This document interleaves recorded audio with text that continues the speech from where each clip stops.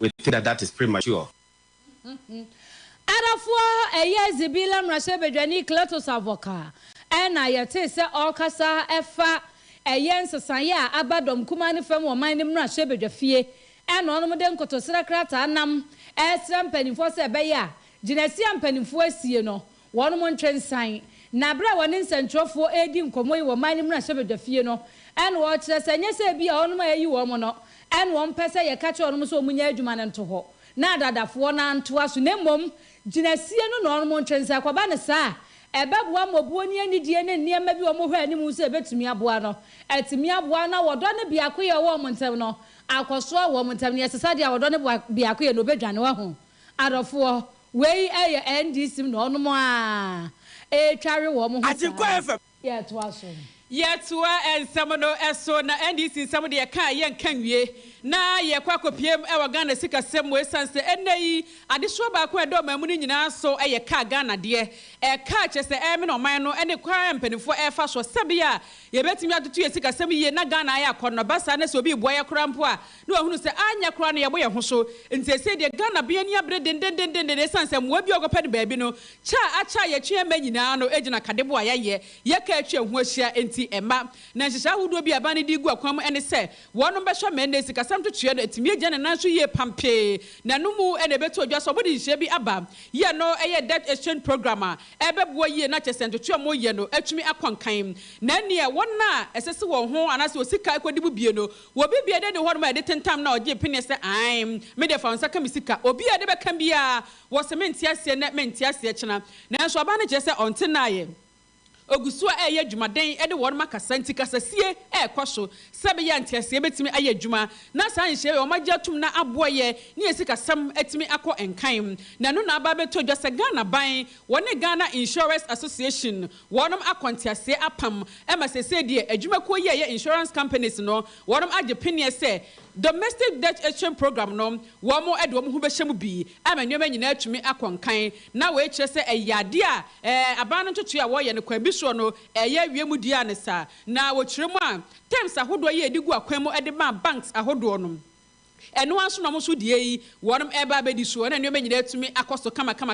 enti krata wa kabo mu ede ba abontene no o aso ye sure man Ghana sika sam so e na afa Insurance Association enyina ne kabo mu a enradam wonum ede ba ye na ba ne dia tudwa ye a wo twem se wonam solvency window so ye no wo Ghana Financial Stability Fund ni mu ebeboa ama insurance companies no mu abia do mu hia wonum atimi dia so wonum asene esanse wo ye a ebia mu sika sam tutue ye de yensa be kan kakra piepien bia ko hye baabi be wiasem wan so ye benya nsunsu aso kase pa e wadwuma no so obehwe na bia adwuma ba begu na nema ba be ye basa enti aba no ntena se nyenhwe han obefo sa akwan no so na afe emwa biada afutuo biada akwankyere biada ye insurance companies ni hia no wode adom won mo na no amu e na okyerem se na wotuatwa mu no so no aba no bo ne homodenem e ma wone Association of Bankers enso ehia ye wonom so agye pini omu nyina eboa ama sa adwumede ekonkan na no na wokyerem se owogide sesese baabi akasa sie na akwakodro no ebeboa yie ama Ghana sikasam totwe ye kwakọ yenim no atumi awie enkunimdie mu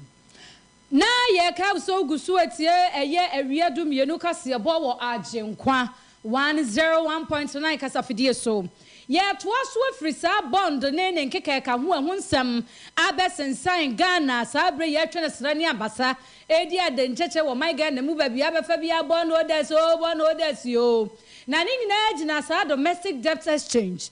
mpanimfo de hu program atudwa enam so ma woni a asie sika hodo wo bangia enka wotafa kakra eye interest aba begugu so abra na so senka okoyie nanso on mu koye a aye na na twetwere mencha twema menche aye bibie ho na safo yi a wonum ya nkrankra board holders no metre individual bond holders no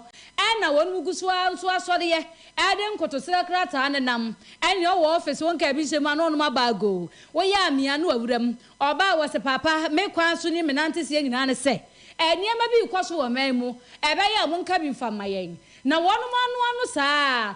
na agbegbe mafia ensase so eho na Sogle state ewo enam so ma eye togba federal to so dunsia eku ekwakwa ne nkotosira krata na nkotosira krata ni mu no asemtia ne se womwa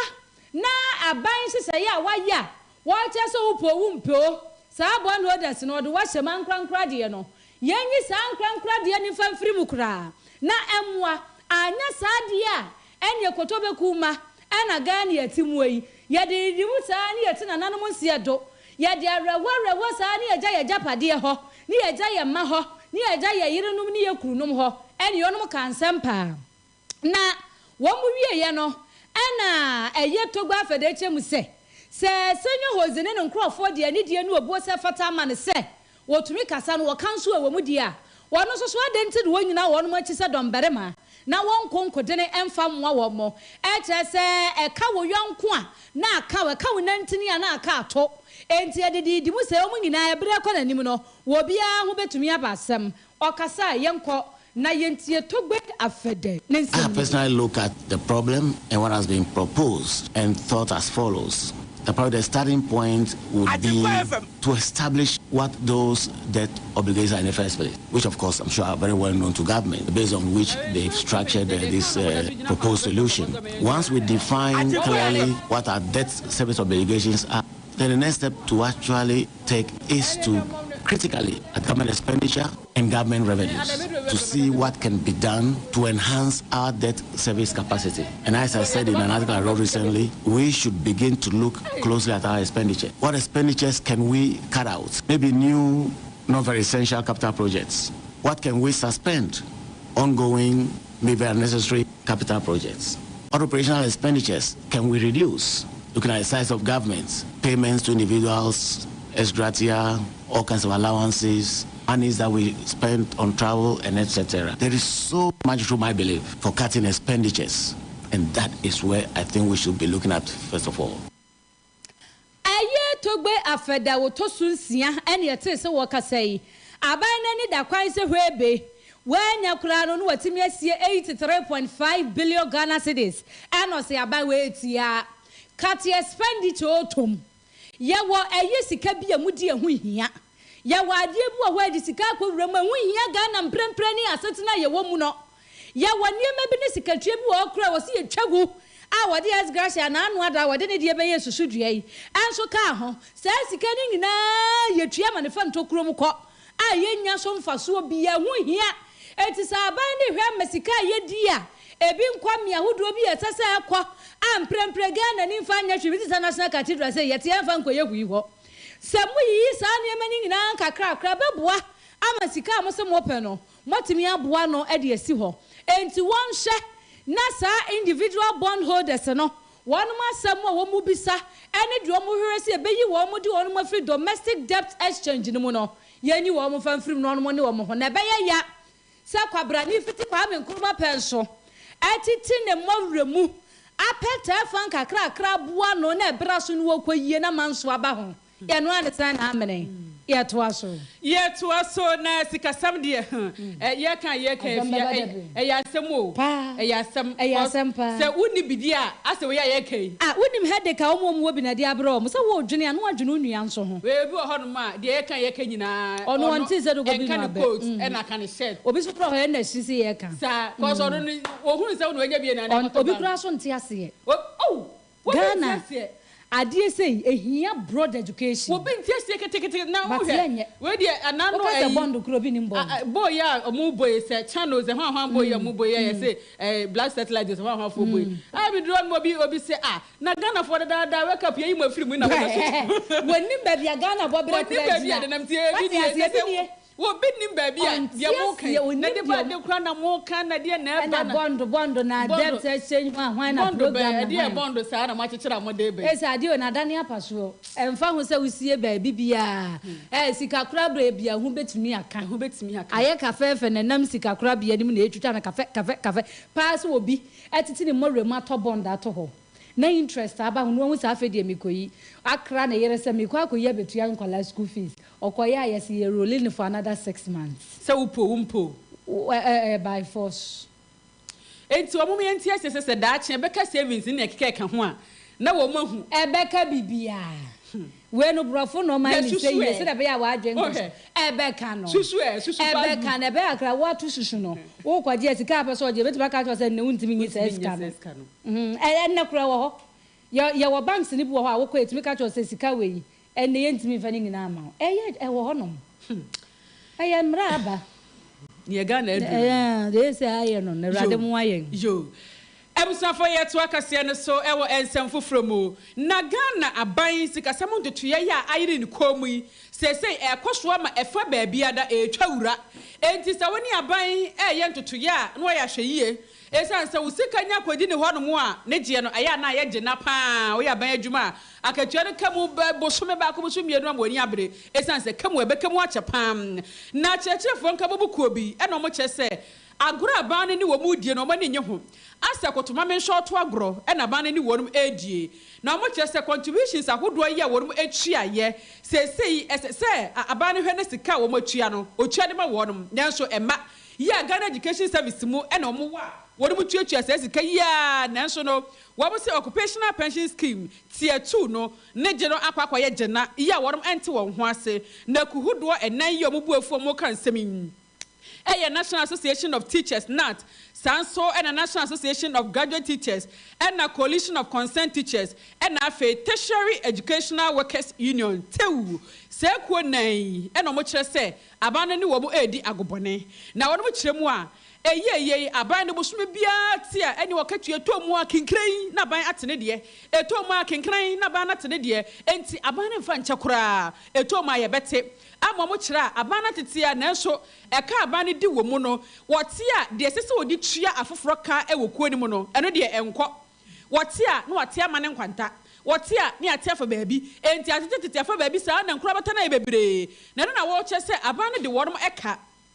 ye 400 million Ghana cedis a sesei efiti match busumi ni mu Afia twam wo no besi ne sika no abanti mintia ontimi nti obi aka ubi se nkyerem papa bia maka ho bi General Secretary ya tewukuo no wada onom ano Owura Mark Denchra Crunche wakasa ya wo twem se we dia omonam samtwerefo so edi nsemi eto aban anim se wo mo complain ya che wo no matwere nkrata ahodo wo mo ni panimfo peso mo no musi konwa kora nanso emfa ho ni ekosuo bia no he aban entie wo nemmom no die aban de tene dede bia wote de sese odi tua no wontua sadie wei wo mo ani enye ho Owura Mark Denchra Crunche yentie no. The amount of money you contribute determines the values that you get when you go on retirement. So when people contribute and the contribution is not invested, means that the person is losing money on his contribution. That person that have retired in August last year or September last year, his April, May, June, July, and August deductions is still with government. It has not been paid to the scheme. So if the GSOPs decide to pay that person who has gone on pensions lump sum to him, so we are going to pay less the month that government have not paid. In the event that your employer owes payment, some penalties ought to be imposed on the employer to pay. And all these the NPRA is not. Even if on the 14th, you go past it by just a day and you decide to go and pay on the 15th, you'll be surcharged. So why should government then fail for 9 good months and the NPRA is not acting? Meanwhile, we are paying the NPRA every single month to do that particular job and it's not doing. Why should we continue to pay them for what they are not doing, for services they are not rendering? Any ye Owura Mark Denchra Crunche wono na trefo panima tewukuo no na kwan abane de wo mo enam so wo mo de wo mo ya odie bi atu etwa adofo ye ka wo gusu atie du mienu Kasiebo wo Agyenkwa 101.9 kasafidie so Facebook no so de ye ka nyina etwa gu wo honom eno so ye Agyenkwa FM Kumase 101.9 ye bohwi yakọ Akra nkoko na nkoko adwani mu na nnei eye fire service fo akobia tena ani bi wo ho we nam so ema eye mantam ni mu pani a woda dumje adwuma ekuo na no eye ACFO Jennifer na yelekwe ode ato adwadifo na anim so wo besere wo mo nsua de frɛ ne se fire extinguisher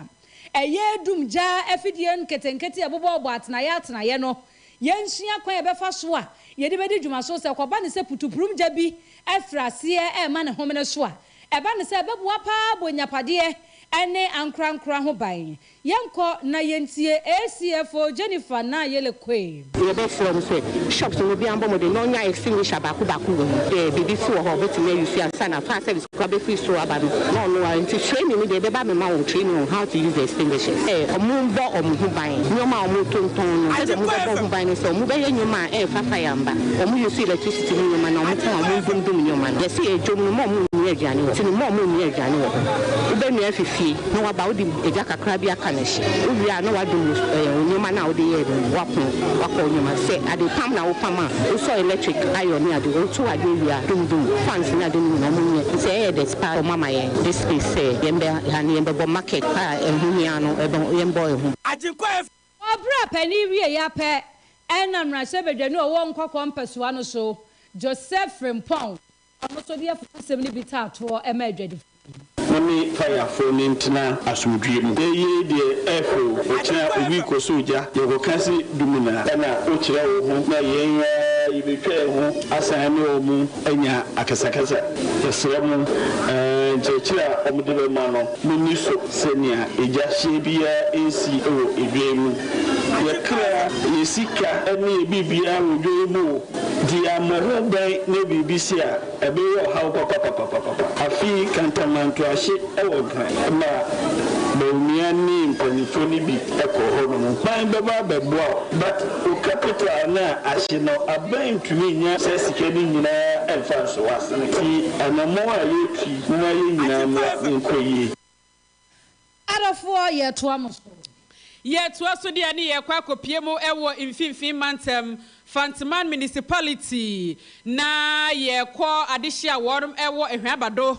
ye ewo Fantiman ehonomo na wo mra hyebedwani ene onmunyamfo Ophelia Mensa Hayford worum je se maami ebedi ade no kyese adwuma wo bo no wo hosem na hyebedwani ni wo ho ahodwiri wo mu ankasa buru worum adwene ene wonte ase so maami ba ye waboa amakwan hodo ye aboa makwane abedie eye mre no wo twitwa de ama worum sanso no mo birigi bia na ayi wo mo dadwene no sese maami na ba besiesie ama akwane abedie aye mre kora na wo hene ye wo krom honom na na kwansan ye otoso mieno ena ekasa ye bra ma hyebedwani ekosra no ene wo de nsemi tudwa ye wo twiremu se emfinsha bebre ni o mo bridge no ana so makwan no so mbesiesie a eye kuro no na mo gigege to nkapra ne nsempoa no mo de awrewre kwan ne so no mo de asiesie bridge no na efiti bra maami Hayford ebedi ni kuna de ye kyese oba wo mo beka kyom se oh mi kwan meye de amamo no na ni da so anim esanse ma se wodafo yi ebiaba ebiko wo bia bod na no befa wo no ho ntima me be kan ye no wo mo de o mo gye so yo bia saa afi maami koyi a o anche ne fidie begu kwan so enne ye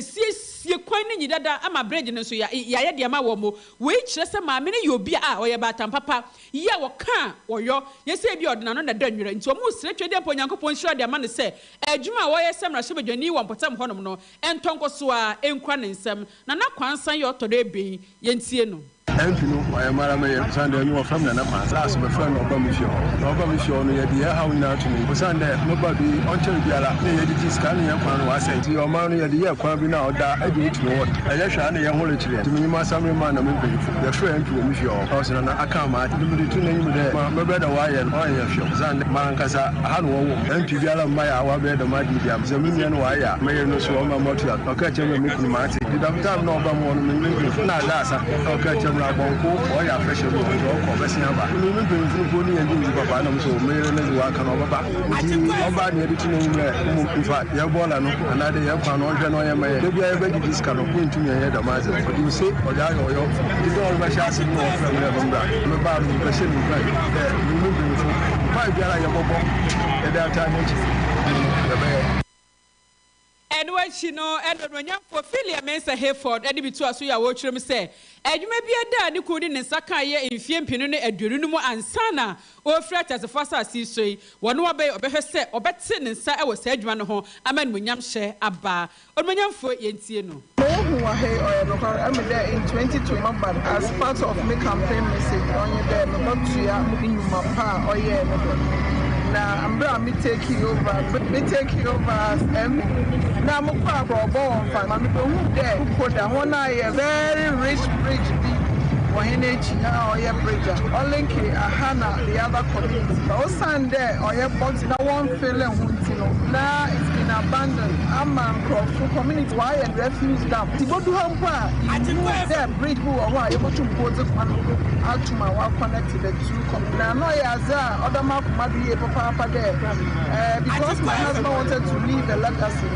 Masha not them to Meziluaba. Any tea a for Ophelia Mensa Hayford. Na Enwachino and a bank Japanese year with Jinamo Fantama Municipal Hall. On for I, Lord Enu, one also Edna from DB at Twaso. From honorable Ophelia. Honorable compensation or chassis. Mayor Subano, the official of the Gawana Rasio, Nusun or Honda. Until last year, what they are money, some boutique now, another of windows who are in there. Hanu Bonibas or bear more trouble, another go to my complete road in Am home and Amina, also Okofia, and now if you feel Okuduma, when you're crying away to my for crying. Any tea, so a bank Japanese, or for Lord. Ike enu ebusia for ye gina nsem we so eche ho aton krabe ba ye de mobeko amanone nsem mu. He wants what's a wedding easy? Oh, you butu ankasa. Wakaka. Messi, Lufat na wajima where you? Hey, malaria drew Lufat. Jama wedding where your hospital. Sister, where I imagine there, few hours to my wedding. No Mrs. Semu huma yeshepe. Minketa was a mikuni. My husband is sick. Hey, Jama Tonodo. No, but no yen. What's the water tested positive for malaria? No, not into one for ambulance no one. Up ambulance. It's not a bicycle. Hey, no, that's it from Kakabo. No, kick. Many wedding gonna me make up Nina. Sometimes. That's right. Nearest pharmacy. So one meji Lufat. Entrance pharmaceuticals for one malaria druna. Inyo. No ye na wanter. Mukuno jina nenadri. A brante pa. No kuniso. No pona waka that you may kiss the bride. If you want to show day. No, donna. Man, no, you don't know. Indeed, woman malaria and NKAWKAW to them. Lufat. A malaria drop test for malaria before treatment. FDA Ashesa Ejedi Nkratoi Ajatum se eye. Anokwa majiha hamedi. Me pa chinyi jufo na namajiha hamedi sano. Doctor amagashi na me kamfo di amount. Yade eya etunya de ote hamaka sano de hamaka ye adwuma. Enu ne betu yade na se. Me nue nkwachinchin mrawate na bomochichi afrinso ase beka cho se odenchama wu a yanyi na tinye maso hwe huna gia tum se. Doctor amagashi wote hamaka sa. Eye stroke nyedwe yade na fo miensa pe ode betu ase. Asthma enu so si menum ho otu ase. Eyam kro ulcer wode na fo miensa Chinyente ne kuma bwanso nkronso ye hwia doctor say ne ntontia waje hahamedi ode tro kunkum bible mu nsem kronkronkron ene betu spiritual marriage na se honhom mu nsem a etena wo so obi ne wo beda yato waduro ade bi ye fa honhom mu no kwahwehwe doctor magashi akira kwan na obesa dia maun nsanom na anu ya mani krotweri se mehne santamu medie bi ho adanse drugs ene nipa na to mu ntentan oja ya enyai fa wani kira doctor magashi ho na kwakwape yaresa efama no gold ho Sam gold who met ya na sopa and fan kwachinchin baby am yan fa so kwana no wachinchina fa wo hawning na koda Dr. Magashi hen ye ba na mema ye bom krokro sadi agrade edwedwai eno so fa kwai na obehwe no asan yade kidney yade eno so Dr. Betuase amagani Magashi a ene ehu amagahoho fa wani kire macro kani police house on hwe ani mu pe ya ye adwuma di frijuwa da edi kwasi memneda ya sha ase anopa no nwotwe a ye po anwumre no nsia frayen was 0547 044307 and 0544580936 Dr. Amagasiana wa mami ho adwiri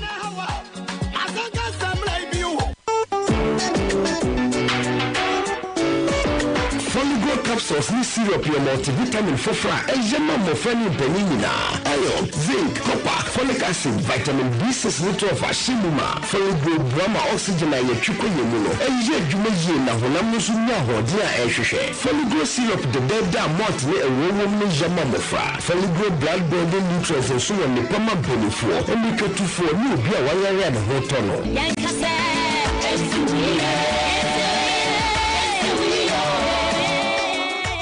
FD ahwehwe surgery nkra tu mu agya tum say ye Obiara ribisa, neda me shiva, on a pay me and wasn't in brodo. Missy all your alternate, fatigue in a fever, so on a pay me with pizza. Missy all your alternate, malaria, then the general body pains, but I'm free, sick of alternate. Everything be alternate.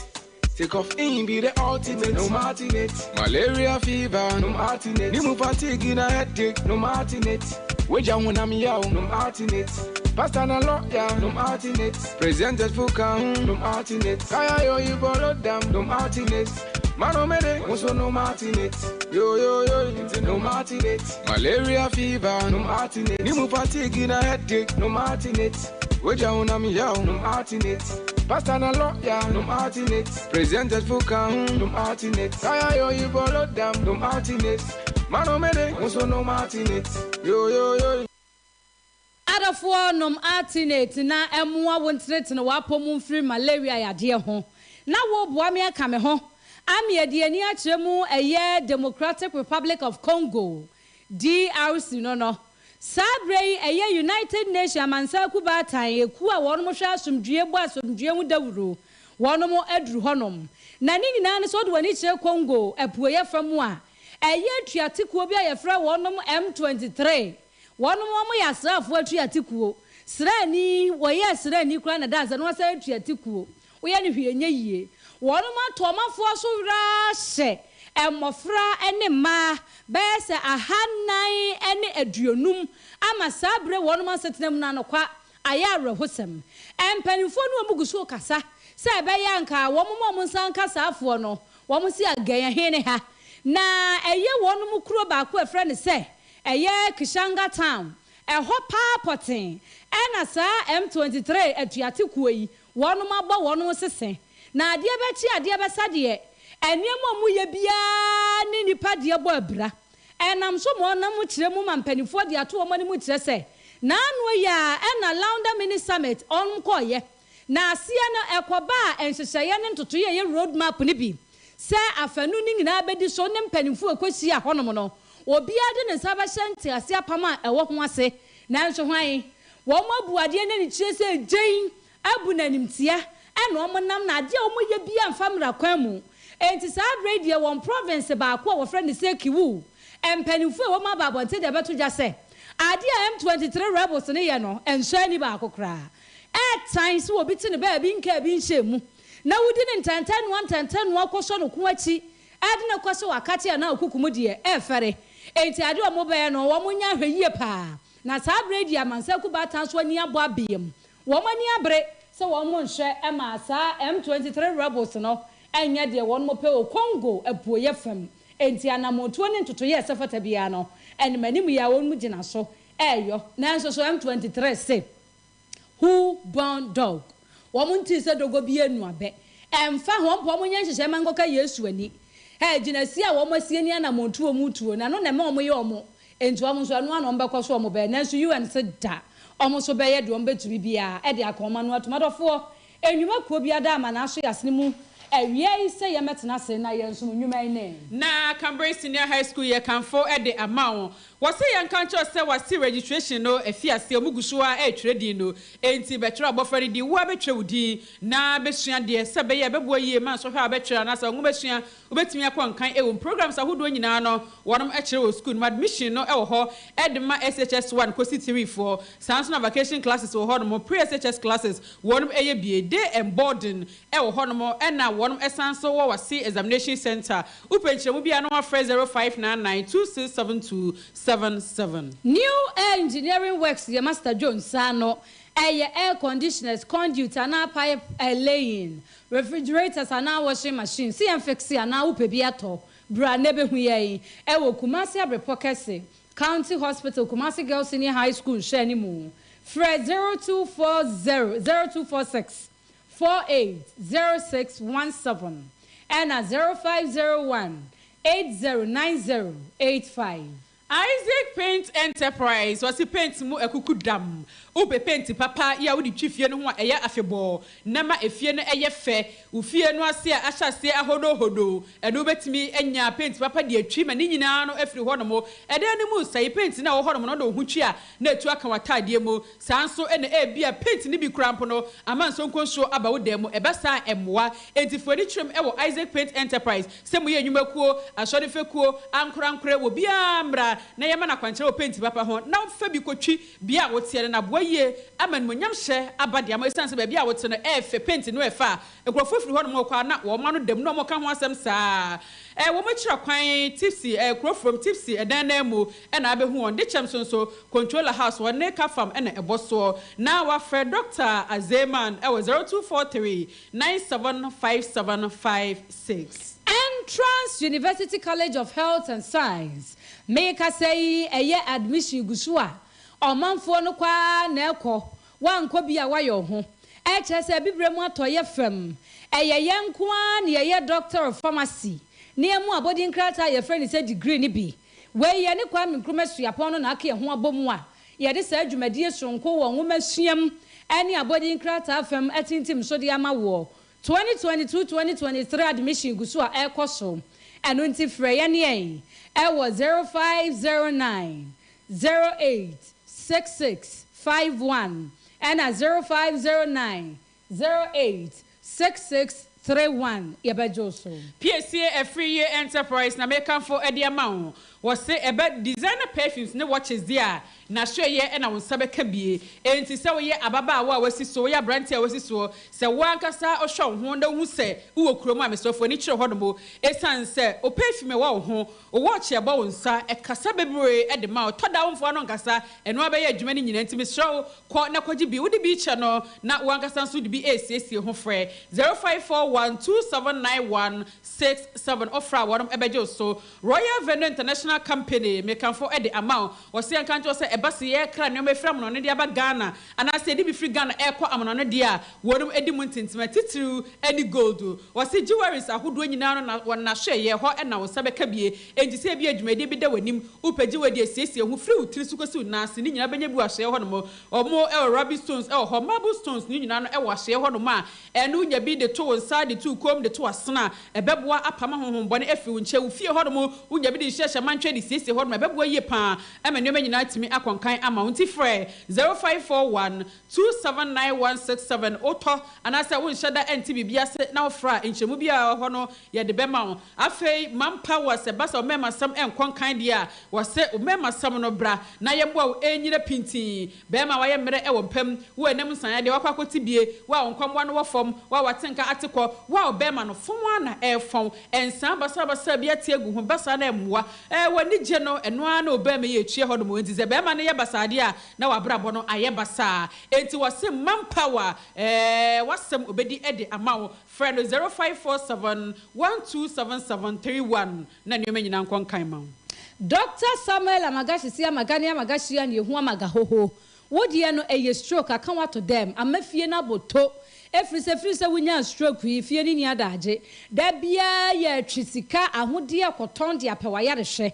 Alsa and sanum no atom ntentan eye sabu mu yade me kire kidney yade ana wodi ene asthma ana sempo hania edwudwa mu se de agrada ebubom wo yem a na de akwahye banku bi adi ye wo bo wo wunim se etwo na ye aye wo no bo modern na fo ani kire macro kani police house nso ani mo pe wo kan crime so aye wo ka so prison junction eye prison canteen hwa freyen was 0547 0443 07 and 0544 580936 yabajoso na me kan for abi national savings and loans e de amount adwumako ese bre na ye mo sikasam tutue mo ene ye sikasam Ghana agiego agensrepe ope baby du sika to no wadwuma ye he wadwuma so baby abekobi ebebu afaso mesre wada for ni chirem ewo abi national yemwa na yemo akwankyere wo sika ho yentufo na se adwuma na pese obi adwetire na ohia ebema obi emwa bi da ohia wo sikasam tutue mo bia no ye de bedom ama nema konkan ewo wasetene mo ye main office no ewo adum kumase ye ni Agyenkwa bronsa tintin na din hwe ni mo frɛ 0270 010026 Sweet go was a voom yeni ekrono.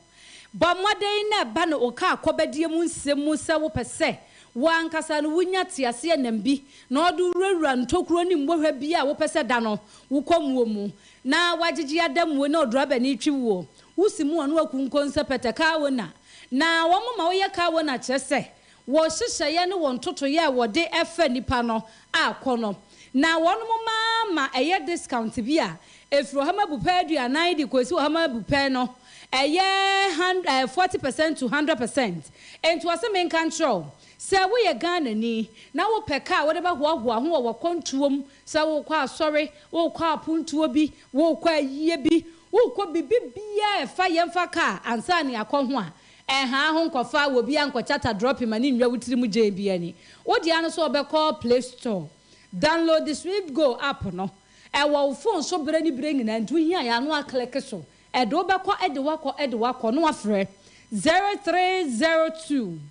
905777 and 0501 647600 yabajoso na ya do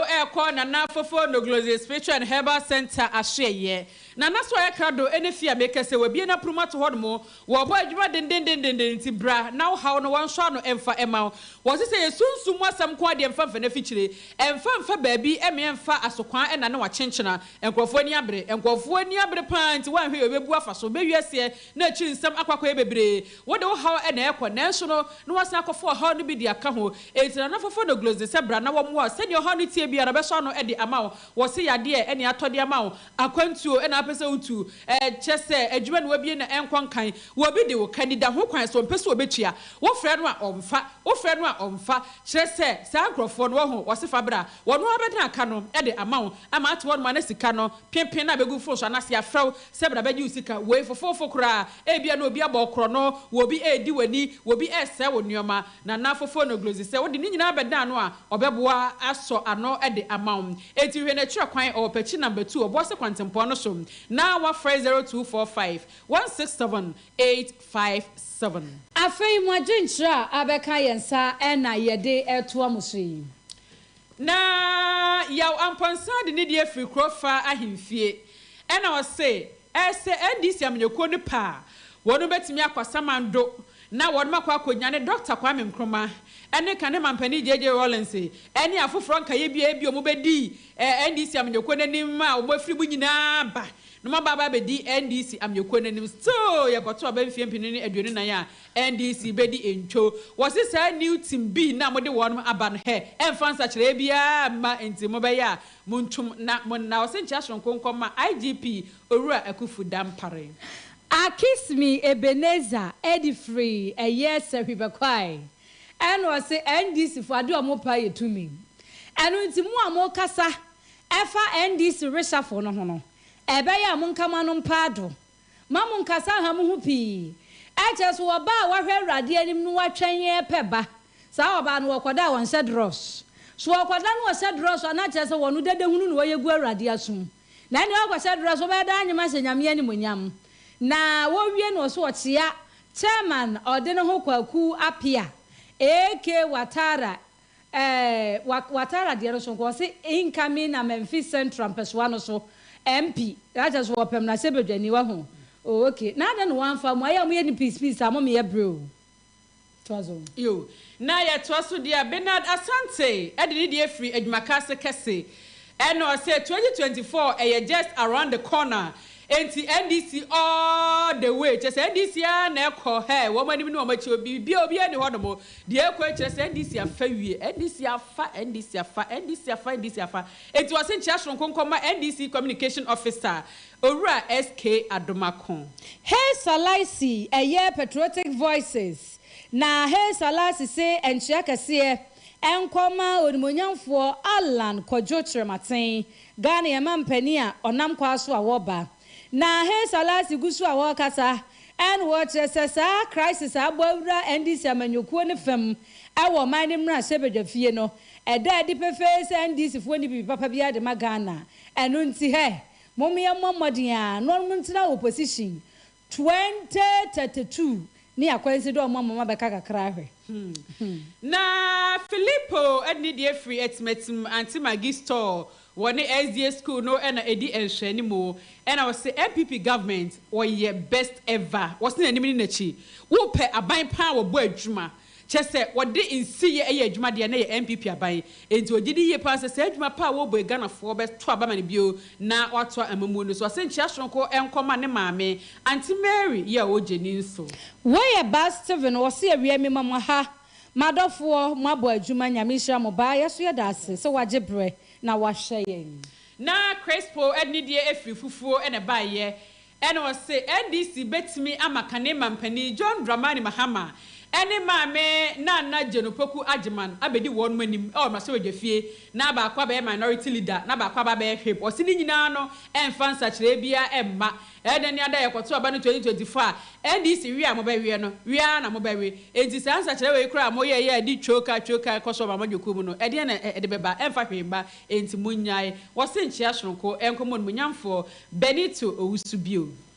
wo ye Francis de Africa so that tools and was saying wo besre sesa aka nie honhom a e movement me ho asema na home no so NDC amanyoko no mu no wo mo nhwe na wo mo nsia no kwan se de be ye benam so mo makoso aye de no opposition na wo maboa ga na atwe ya adwe se niema aba wedidi ya enye so enchia Kasiebo wo se wo de modimonyamfo Mavis ha wakumsin oga wuli wo so ndo onim pefe se just na se edu nkatia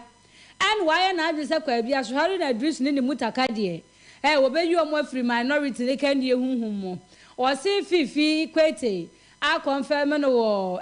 one of the radio stations say JDM so ka ho say JDM ka ho say wonu mu si say gina ye na